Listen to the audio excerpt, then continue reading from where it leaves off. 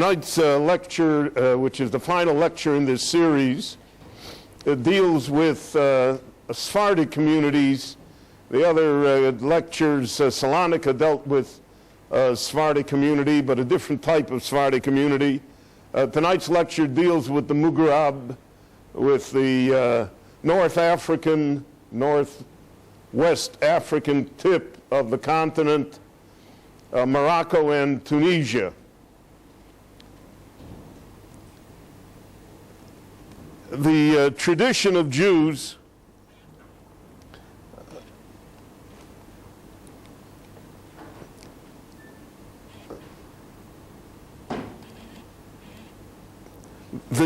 tradition of the Jews was that somehow Jews arrived there at the time of King Solomon, and that there were Jewish communities in what we would call Mauritania at the time of the first temple. And the tradition amongst the Jews was that they never went into the exile of Babylonia. One of the most interesting things is that in many communities the holiday of Purim was not celebrated, because they were unaware. They were there before Purim. And it's a very strange thing. Only later, when the Spanish Jews came after the expulsion from Spain, that Purim, so to speak, became a holiday amongst these certain groups that lived in the Mughrabi in the western part. It's really Algeria, Morocco, Tunisia. And the Romans had conquered it. The great city of Carthage stood there. And in the Punic Wars, the Romans finally overcame Carthage and destroyed it and colonized it. And amongst the colonists were Jews who came and were active and built Jewish communities in what is today present-day Morocco and Tunisia. The Jews who came under the Romans had connections with the Jews in the land of Israel. It's interesting that Mauritania is even mentioned in the Talmud, not very favorably, but in Yevamos, the Gemara mentions that the people of Mauritania dress immodestly, and that they are held up to ridicule because of the fact of their immodest dress. But there was a connection between the Jews in Mauritania and the Jews in Israel and the Jews in Babylonia. When Christianity came and took over the Roman Empire, so then the situation of the Jews worsened considerably in Tunisia and Morocco. And they were subject to all of the persecutions that the Christians visited upon the Jews. And nevertheless, and really the Jewish condition in Morocco was never good, never good. And it's an amazing testimony to the tenacity of people, even more so than in the countries in Europe, because in the countries in Europe, when it got really bad, they moved. They moved eastward, they moved to different places. Here you have a stable community that existed for, if we say from the time of Solomon, then we're talking 2,500 years. We're talking at least 2,000 years. There still are tens of thousands of Jews who live in Morocco today who did not come to the land of Israel as of yet. And this community was stable, it stayed, they never left. And in spite of all of the terrible persecutions, the persecutions of the Romans, and then the persecutions of the Christians, and then the persecutions of the different sects of the Muslims, which was the worst persecution of all, the Jewish communities survived, and to a certain extent even flourished. And individual Jews became very powerful and wealthy. I think the thrust of tonight's lecture should be, there's a calumny that goes out in the world somehow that the Jews always lived well under Muslim rule, and that all the problems regarding The Jews and the Muslims began with the Zionists. We find that repeated in many, many different circles. It's comforting to some people to be able to say that. But it's not true. It's definitely not true. And as we will see here, the Jews were subjected to awful, awful conditions. They couldn't do anything. And yet somehow they were able to survive and prosper. In Morocco, there were different groups of people. There were the Moors, there were the Berbers, there were the Arabs. 3 different ethnic groupings, all of whom didn't particularly like each other. The problem always in multi-ethnic societies is that the prejudice of human beings is such that somehow they're not tolerant of each other. So the Jews originally were with the Berber tribesmen. In fact, many Berber tribes were Jewish.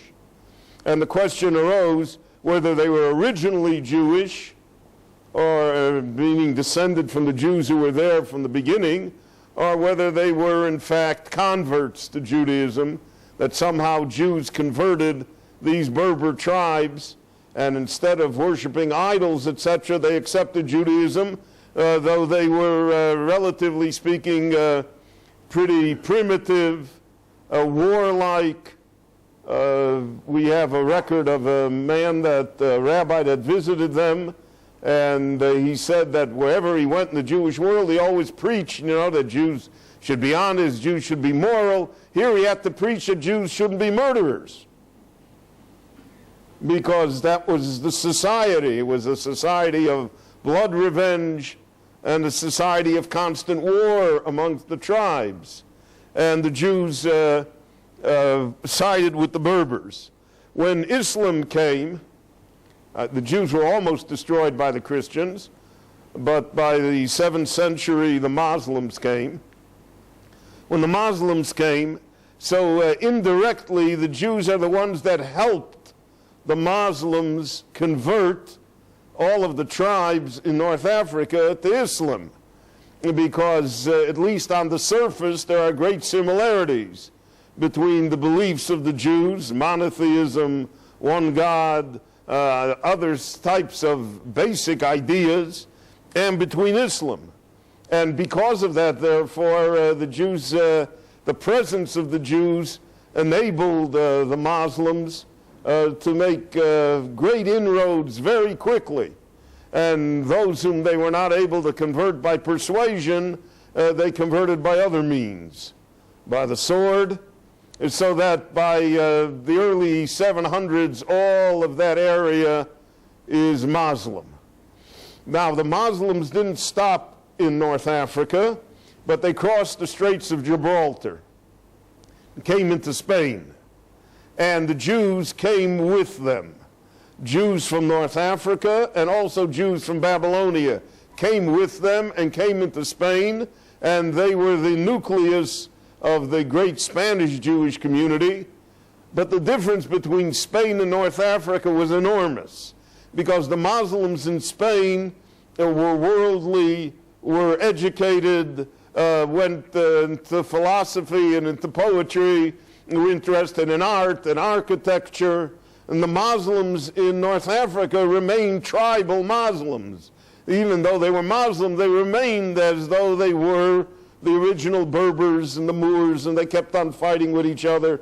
The fact that they were all Muslims somehow did not have the effect that it had in Spain. So the Jews in Spain, because they lived in such a cultured society, we always say in Yiddish, wie es Christel sich, as edelt sich. The way it is in the non-Jewish world, that's the way it is in the Jewish world. When Jews lived in cultured society, so they were cultured. The Jews of Alexandria, when I discussed Egypt with you, and the Jews in Spain, whereas the Jews that lived in primitive societies, to a certain extent, remained primitive simply because the environment didn't challenge them. and the environment didn't force them into any sort of improvement. In the year 789, the Muslim rulers founded a dynasty in Morocco under the name of the Idris family, and they conquered Tangier, and they took the Jews who lived there and they employed them. They used them as tax collectors. It's one of the universal things that happened to Jews throughout the ages, is that they were basically money lenders and tax collectors, the two most unpopular professions that you can imagine, guaranteed to stir up resentment within the population. Nobody loves a tax collector, and nobody loves a banker, a usurious lender, and the rates that were always charged in the Middle Ages were very, very high wherever you were. So we're talking 25, 35, even 45% interest. And because of that, the Jews always found themselves in a precarious situation. Now, in the year 808, the great city of Fez was founded. And Fez became a major city in Morocco for the Jews. The other main center was Kairouan, which is Tunisia, Morocco. Now, Kairouan, the Jews came there almost by accident. But what happened in Kairouan was the story of the 4 shipwrecked rabbis that were captured by pirates and held for ransom. And the Jews ransomed them, but every community that ransomed the rabbi demanded that he come to their community and serve them. And these 4 rabbis who were great heads of yeshivas in Bavel, in Babylonia, came. One came to Bari in Italy, one came to Kairouan here, one came to Morocco, one came to Spain, and that's how the Torah spread, because of the fact that these people came. And eventually in Kairouan there was a yeshiva of Rabbeinu Hananel. Rabbeinu Hananel is the first attempt to write a commentary to the Talmud. He's 100 years before Rabbeinu Gershom attempts it, and he's almost 200 years before Rashi's commentary. And you'll find in the Vilna edition of the Talmud, on certain of the tractates of the Talmud, on the side, on the side of the page, there appears the commentary of Rabbeinu Hananel. Rabbeinu Hananel lived in Kairouan. He established a great yeshiva there, and it was the center of Jewish scholarship. In Fez, Jewish scholarship also took off. Reb Shmuel ben Chofni, who was the great Gaon in Babylonia, his father came to Morocco and helped establish a yeshiva. But the ones that really built Fez was the great Rabbeinu Yitzchok Al-Fasi. Al-Fasi means from Fez, Al-Fasi. And that's the Alphus. And that's the street here in Rechavia.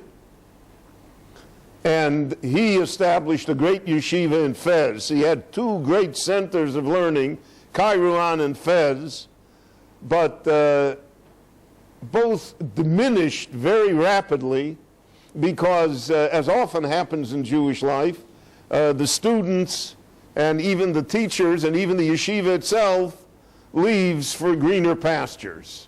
And the greener pastures were certainly all in Spain.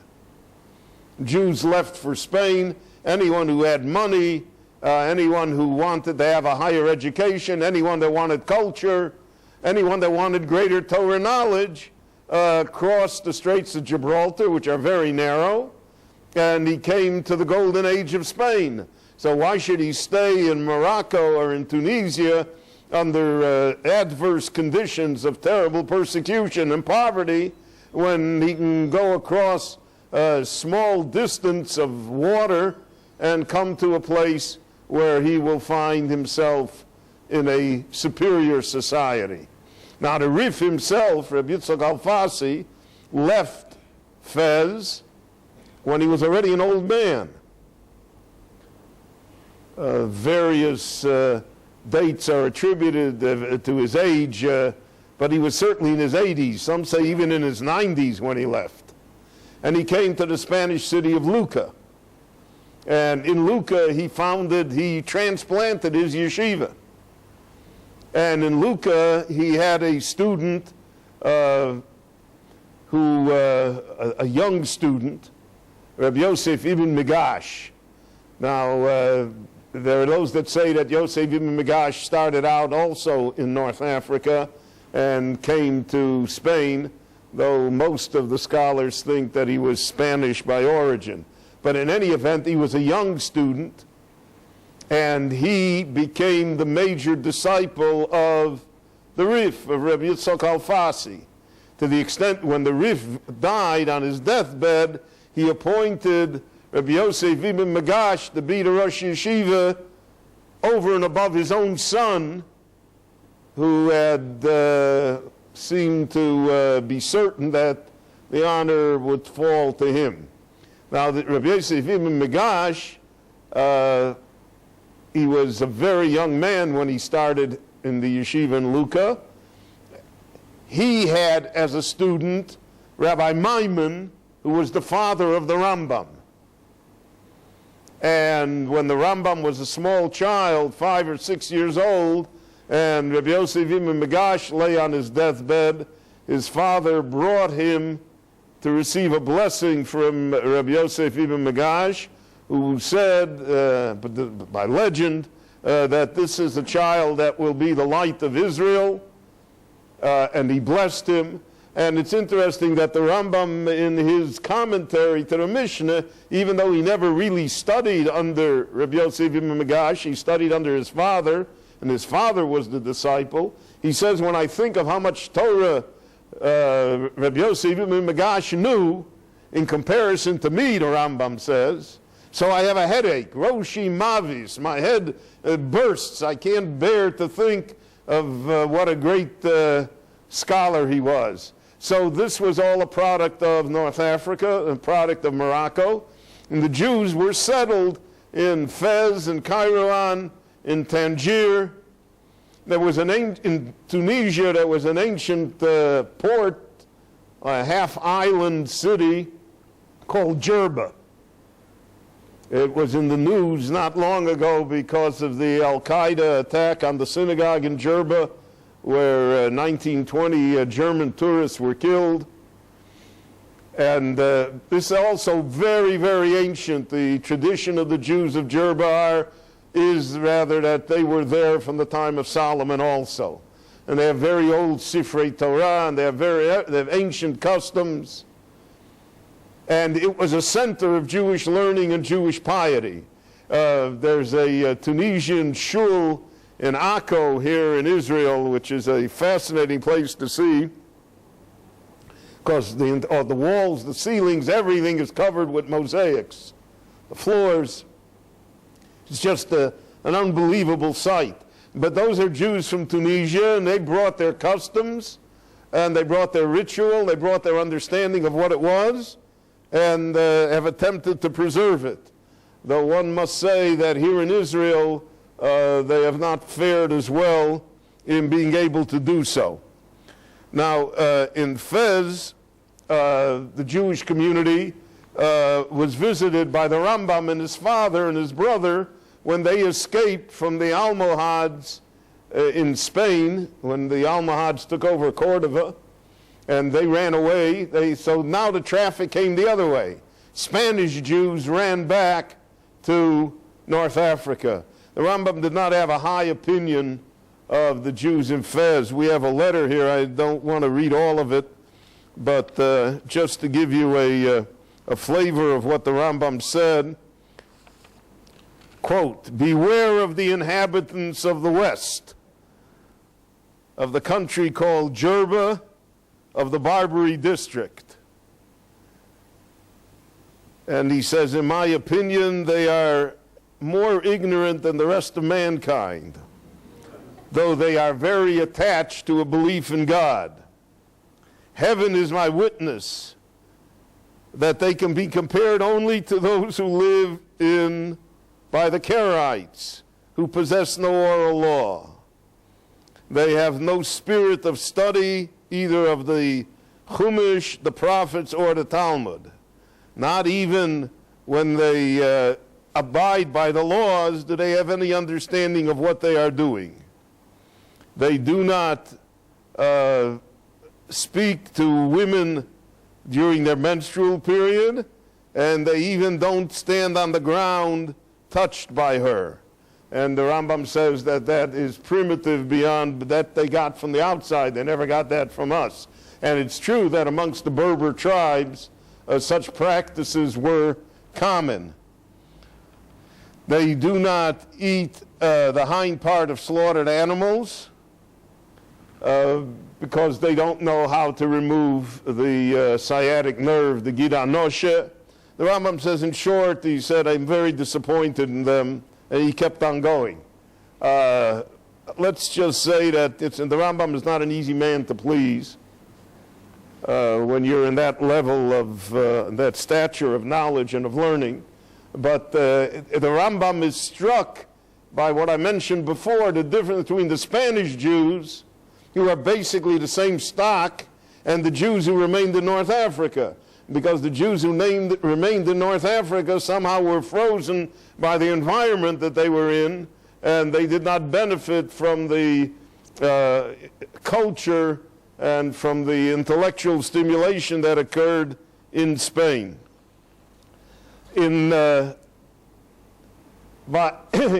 the time of the Spanish expulsion in 1492, so 100 years before that, in 1391, there was a tremendous pogrom in Spain, created by Vincent Ferrer and other Christian preachers. And the pogrom killed thousands of Jews, and it forced almost 100,000 Jews to convert. Now, most of the conversos, almost all of them, had no intention of being Christians, which just raised the fury of the Christians even more. I mentioned that, for instance, that Don Isaac Abravanel, the Abarbanel, his grandfather converted. And his grandfather sent Don Isaac's father and the entire family to Lisbon because there they could be Jews. But he stayed in Spain because of the business, and he never resumed his Judaism publicly. Publicly remained a Christian till the end. So you have here an anomaly, really almost an unbelievable situation, that Don Yitzchak Abarbanel's grandfather is a converted Christian, but because of him, he preserved the whole family, and we're blessed with having the Abarbanel because of it. So the Jews came back to North Africa. They came back to Fez and Kairouan and to all of these places, the Tangiers, and they revitalized the Jewish community. There also was a large immigration of Jews from Leghorn, Italy, that came to North Africa, so that you had now in North Africa different communities. You had the original Mughrabi community, you had the Spanish community, the Sephardic community, and the Sephardic community, since it had some money, you know, wealth is a relative thing, so they had more money than the people who lived there, and they had more culture, and they thought more highly of themselves, so they became the dominant group. And then you had the Italian Jews, the Leghorn Jews, who had their own synagogues and their own culture, and who were almost a separate group all unto themselves. What happened was that after 1492, 100 years later, even more Jews from Spain came, because that was the easiest escape route, was just to go across the Straits of Gibraltar and to come to North Africa. And so therefore we can say that the Mughrabi community was almost overrun by the Spanish community. But a strange thing happened. Even though the Spaniards were so confident of themselves and so certain that they were going to run things, and they did for quite a while, eventually they became Mughrabi. And unlike the Spanish Jews that went east to the land of Israel or to the Balkans or to Turkey and who retained that Sephardic flavor, these Jews became North African Jews, became Mughrabi Jews. And so therefore you will hear today in the Sephardic community there's the Edot HaMizrach, the Jews who come from the Middle East, Iraq, Turkey, Lebanon, Syria, and then there are Jews from the Mughrabi. There are Jews who come from the Western communities, from North Africa. And they're two distinct groups, even though originally they probably were one. And almost in every neighborhood in Yerushalayim, you'll be able to find Mughrabi synagogues. The Mughrabi have their own Chevra Kadisha, they have their own cemeteries, they have everything. They're all completely separate from the regular Sephardic groups because of their attachment to themselves and to their customs. There was no area in the Jewish world that was affected as greatly by the Shabsai Tzvi false messianism as the Jews in North Africa. Whereas in Europe, the estimates are that 20-25% of the Jews believed. In North Africa, you could say 75-80% believed. And their belief was so strong that even after the apostasy, even after he converted to Islam, the Sabbatean movement was very powerful, it was very strong, it was there, and it led to a great deal of problems within the Jewish community itself. The Jews were so messianic. In 1672, we have a record of a Dutch captain of a ship who came, and he said that on board his ship were Dutch Jews who proclaimed that the long-waited-for Messiah was born in Holland at the beginning of 1672. In other words, they came and they told these Jews, primitive Jews, that the Mashiach was born in Holland in 1672. The Jews, hearing of this good news, made a second feast of Sukkot and held a general rejoicing for 8 days together in honor of the news. But as we all know, it was worse than false. It was misleading to a great extent. The Jews were persecuted unmercifully after the Shabsai Tzvi because the Muslims felt that the Jews, by claiming to have a Messiah, and they claimed that they're going to take the land of Israel back from the Muslims, and they claim they're going to build a temple on the Temple Mount, and therefore the mosques will have to go. So they felt that the Jews had declared a holy war against them. In our time, secular Zionism has taken the place of what was the religious messianism in the 17th century, so that the Muslim world sees the state of Israel as being not only its enemy, but, so to speak, we both can't be right.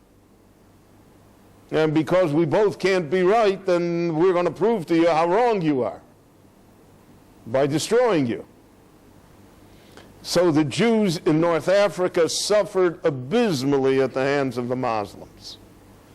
And there is scarcely, here is a report from a British diplomat at the end of the 17th century who was stationed in North Africa.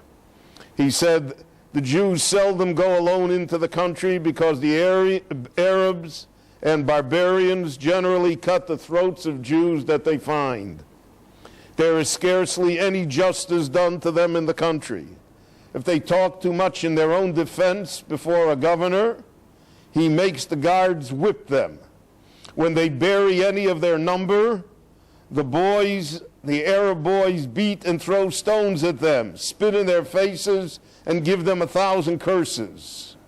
Among themselves, they exercise wonderful charity towards their poor and attempt to help everyone according to their ability, but their life is miserable.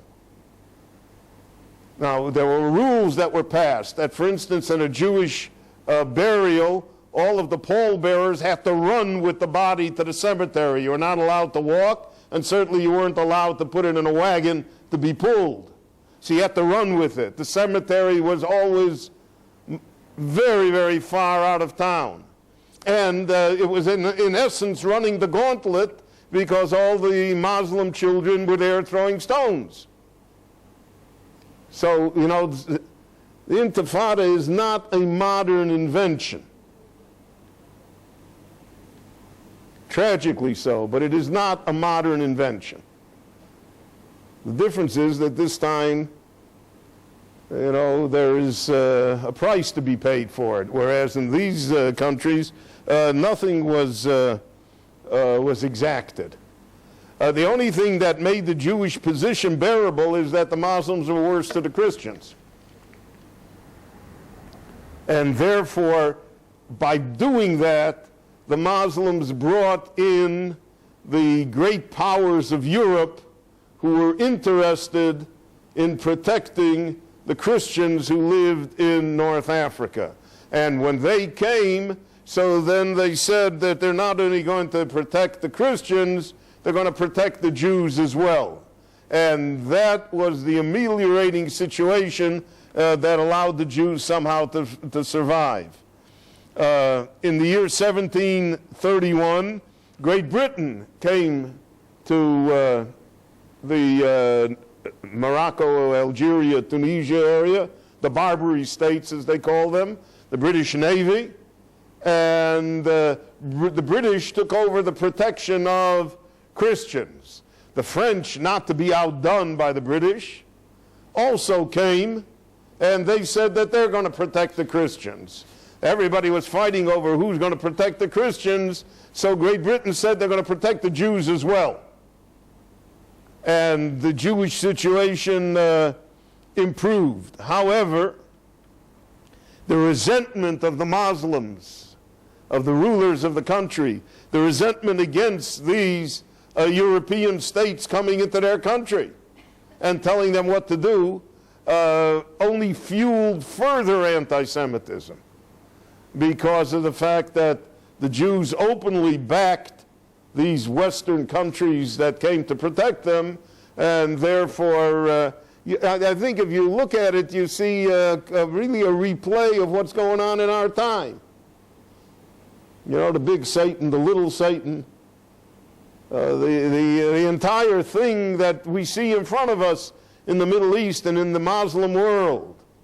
The resentment against the West, against the United States, against Great Britain, and they all see that Israel is part of it, and that Israel supports the West, and Israel is the West, and therefore that further inflames them if they needed any other reason to be inflamed.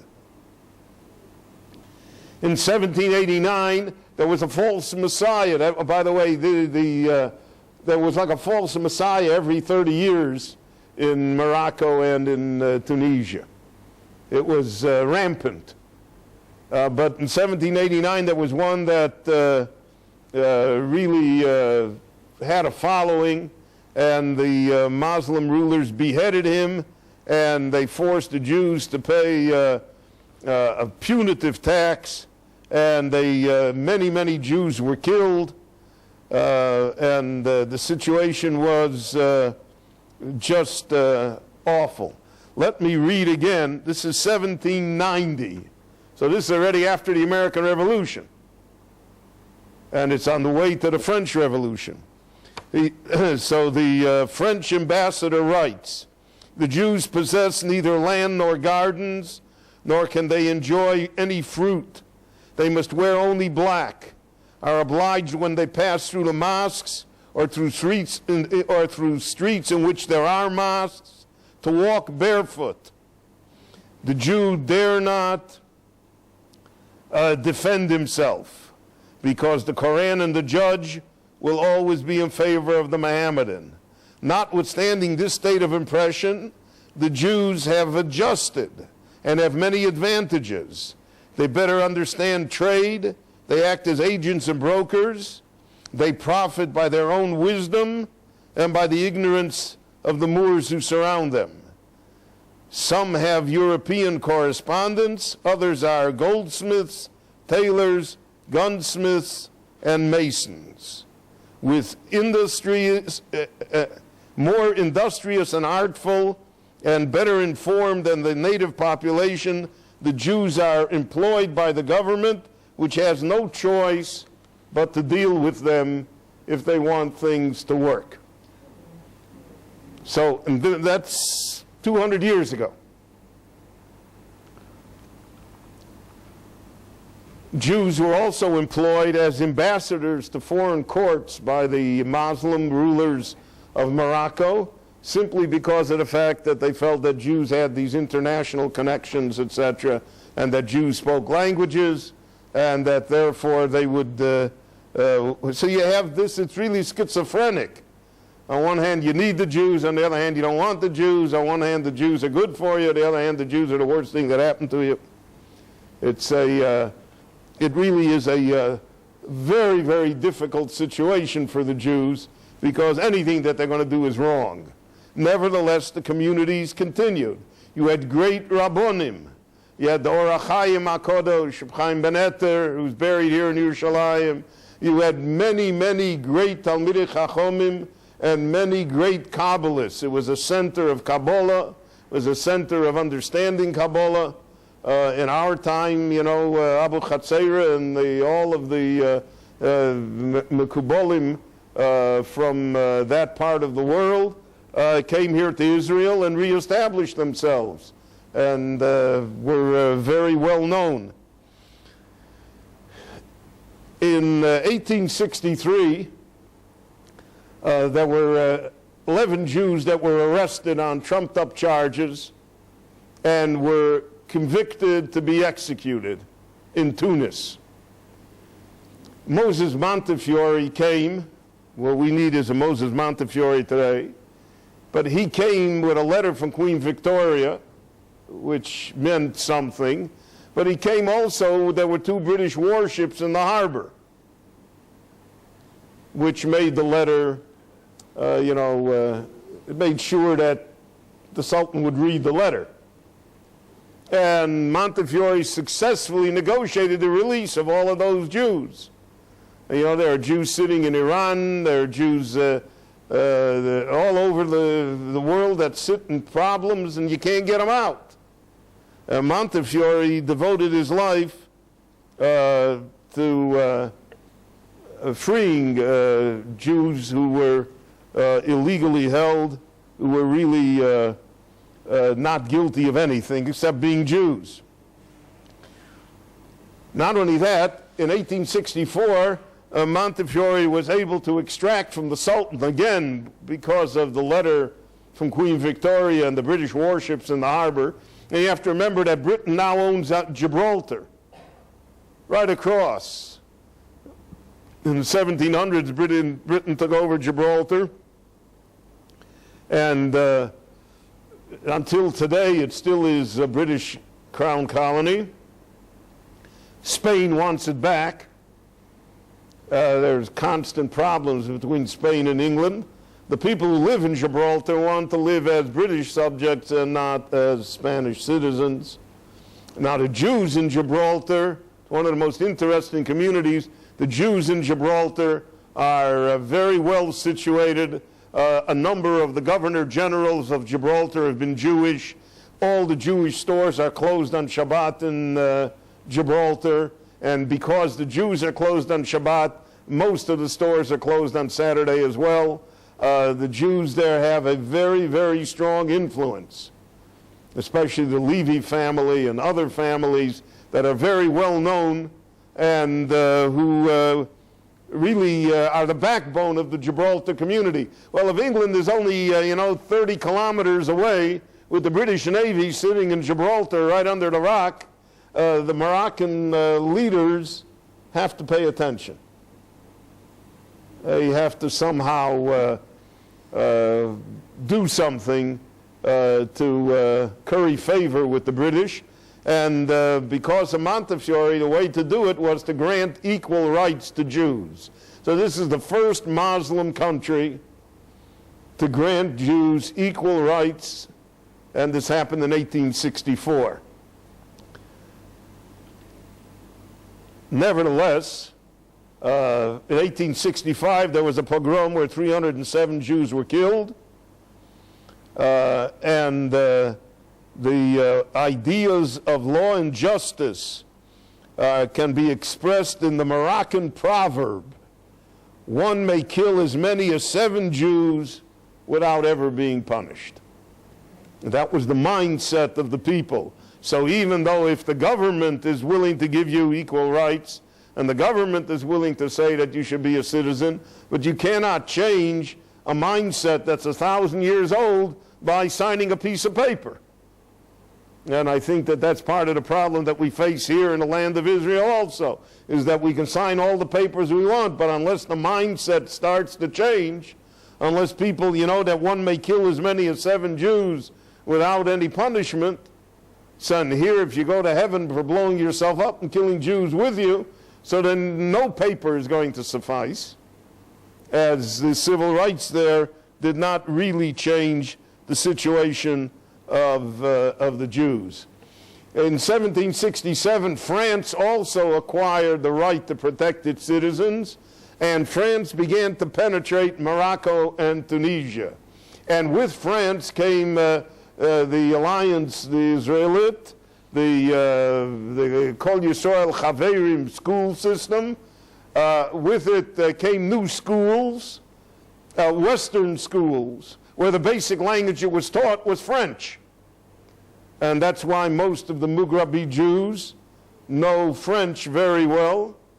French is sometimes, if not its first language, certainly their second language. And the French influence was very, very strong. Eventually, Algeria, Tunisia, Morocco belonged to France. I mean, they were colonies of France. And part of Morocco was a colony of Spain in the 19th and 20th centuries. And the French were very powerful there. In fact, in the Second World War, Morocco was under the Vichy French. Now, the Vichy French in France cooperated with the Nazis and sent 60,000 French Jews to their death in Auschwitz and other camps. And that was the famous trial of Papon and the other murderers. The French had a great deal of collaboration with the Germans, especially when it came to destroying the Jews. But in Vichy France, in Morocco and Tunisia, the Jews somehow survived. They didn't turn the Jews over to the Germans. Later, when the German army came, the Africa Corps came into Africa, into North Africa, so they were so busy trying to somehow conquer Libya and Egypt and getting to the Suez Canal that the regular German anti-Jewish killers never arrived. And because of that, the community escaped pretty much unscathed, though many were killed. And later, in the beginning of 1943, when I think it was in June, when the United States and Britain invaded North Africa, so they made a deal with the French, with the Vichy government there, with Admiral Darlan, etc., that the French army that was stationed there would not oppose the invasion. And because of that, they forgot that they were collaborationists. They forgot that they erased the entire past. because they didn't want to have to fight two armies. They just fought the German army. They want to have to fight the French as well. But as far as the Jews were concerned, the period of the Second World War in Morocco and in Tunisia was far better than it was in Poland and Lithuania, because of the fact that the Germans were unable to really do what they wanted to. Zionism and the ideas of the West came, secularism came at the end of the 19th century. They came in the French schools, but they came in Hebrew schools as well. And Zionism was very, very popular. It did not provoke the opposition of the rabbis that it did, let's say, in Eastern Europe. The Chacham in Morocco and Tunisia, if not a Zionist, did not feel that it had to be opposed at all costs, that Jews had to somehow be driven from it. And because of that, therefore, there was a reservoir of support. Nevertheless, till the end, the 20th century, here's a report that was made to the United Nations in 1946 regarding conditions of Jews in Morocco. Nowhere in Morocco does the Jew receive common justice. From the cradle to the grave, he is despised and vituperated, an apology being necessary even for an allusion to him in polite society. Every possible indignity is heaped upon him, and he enjoys neither social nor civil equality with his neighbors. They tolerate him only because he has rendered himself indispensable and knows how under the most unfavorable of circumstances to contribute to society, which he is always ready to do, and of which he may ultimately be despoiled of his wealth by powerful officials. He is known as a dhimmi, or tributary, since he is only tolerated on that basis, and special contributions are wrung from him on every possible occasion.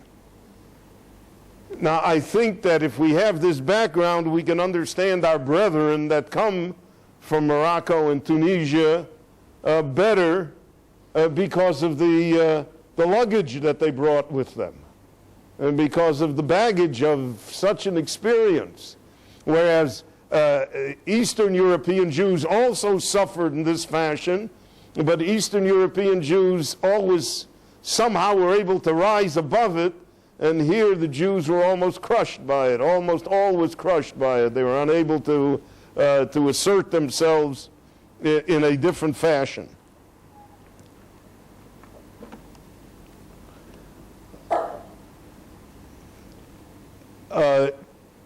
Even though polygamy was permitted in the Maghreb, it was never common, and they permitted it only if the first wife granted permission. The study of the Talmud and of Jewish texts was far different than it was in Eastern Europe, had different emphasis, and much of it was done by rote, and much of it was done by memory. But there were great, as I mentioned, there were great rabbis, great rabbonim. Now here in Israel, there was a Rabbi Getz of blessed memory, who was the Rov of the Kotel Maravi. His son was killed in the 1967 war at the Kotel, and he later was appointed as the Rov of the Kotel. And he served for, I think, 30 years almost as the Rov of the Kotel. If you ever saw him, so he had this great white spodek shtreimel, which is what the Tunisian Rabbonim wore, and the white gowns and the white cloth.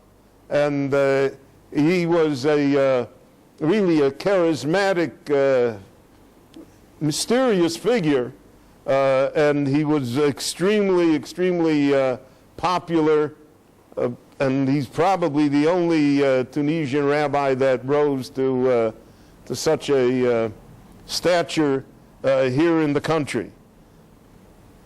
In 1950, after the war and the defeat of the Arab armies, the Jews were forced to leave Morocco and Tunisia.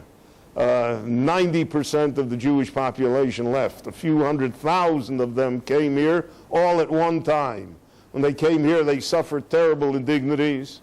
They were placed in mabarot, in transient camps.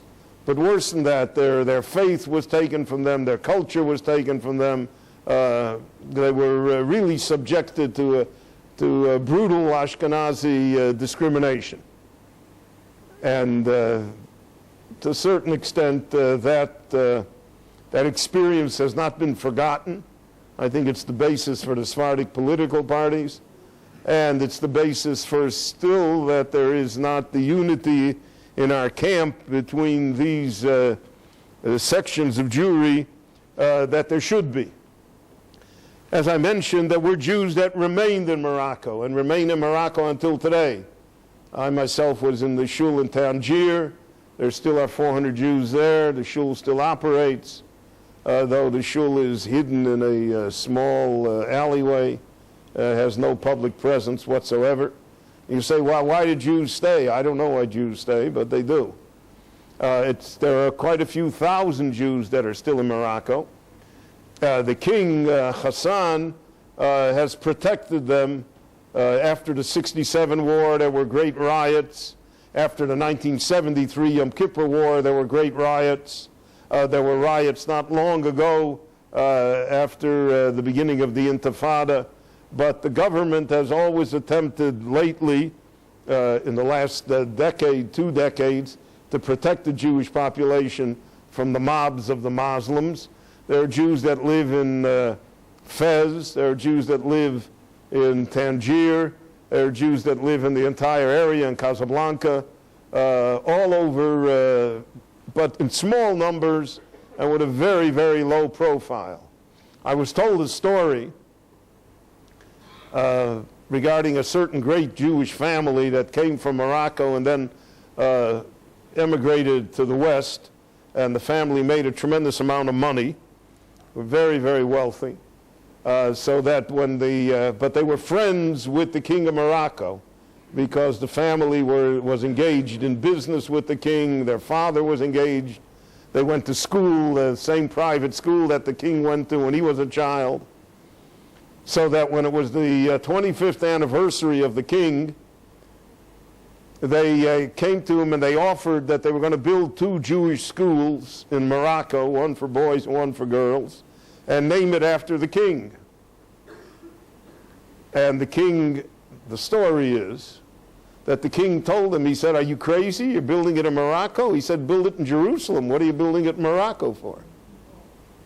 And they did build it in Jerusalem, here in Katamon. And there is a boys' school and a girls' school, and there's a plaque there on behalf of the king of Morocco, who inspired them to, sometimes Jews don't figure it out themselves. You need a little help from the outside as to, what the right thing is and where it should have been done, where it has a place. So the communities, those great communities are gone. It's an aging population. It's a population that has, Chabad is there. Chabad has done the most to keep the communities alive. And after the Second World War, there were hundreds of Moroccan young men that were brought to American yeshivas. They were brought to Chaim Berlin and Tor Vadas in New York. And many of them occupy major roles in Jewish life in the United States. The Mir Yeshiva, Rabbi Kalmanovitz brought a whole group of Moroccan young men. But in Morocco itself, there is really very little that can be done. And eventually, most of Moroccan Jewry exists here in the land of Israel. And it's a large group, a strong group, and it's still finding its way. So the story is not over. No Jewish story is ever over, but the story is not over as to what will be, but the communities in North Africa themselves are really minor today, small specks in a sea of Muslim hatred, and there really is no, even tourists are not encouraged to go there because of the fact that it simply is, it's not pleasant. I don't want to say it's dangerous, but it's not pleasant for Jews in Muslim countries, and it's certainly not pleasant for those who live there as well.